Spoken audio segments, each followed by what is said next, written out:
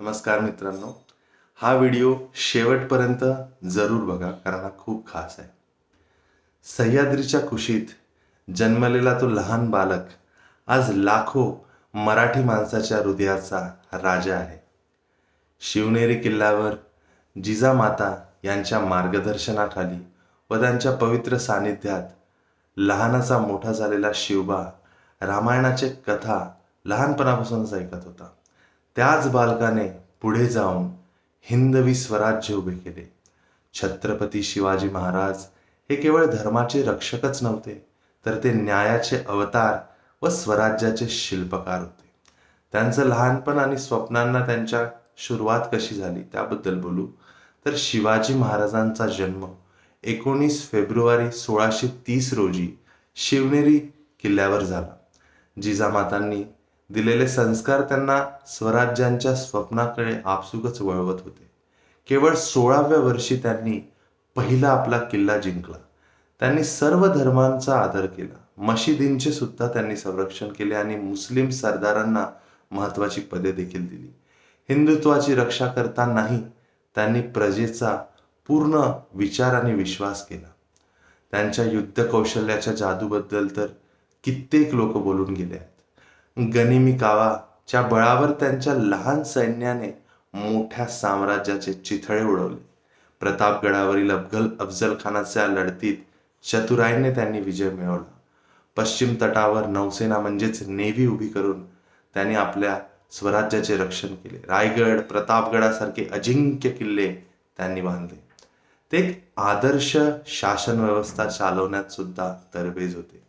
अष्टप्रधान मंडळाने सुव्यवस्थापूर्ण राजकारण चालवले. 8 तत्वांवर आधारित शासन कर्तव्य, प्रजाहित आणि प्रामाणिकपणावर आधारित होते. न्याय इतका झटपट होता की प्रजेचा विश्वास हा शेवटपर्यंत अटल राहिला. स्त्रियाचे संरक्षण त्यांनी केले. शेतकऱ्यांवर न्यायपूर्ण कर लावले आणि हेच होते स्वराज्याचे मॉडेल. आजच्या तरुणांनी त्यांचे स्टेटस ठेवणे ठीक आहे, परंतु त्यांच्याकडून काय शिकवण घेतली पाहिजे ते म्हणजे स्वप्न कधीही मोठे बघा. केवळ 16व्या वर्षी त्यांनी किल्ला जिंकला आणि आयुष्यामध्ये मोठं ध्येय ठेवलं. त्यानंतर चतुराईने लढा. गनिमी काव्याप्रकारे एक स्मार्ट स्ट्रॅटेजी वापरून आपल्या करिअरमध्ये इतर स्पर्धकांना मागे टाका हेच त्यांनी शिकवलं. प्रजेची सेवा.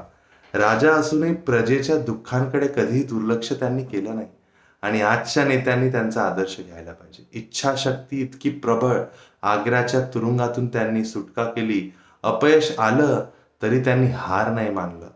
सर्वधर्म समभाव, हिंदुत्वाचं रक्षण करतानाही इतर धर्माचा आदर केला आणि हेच दाखवलं की माणुसकीच खरा धर्म.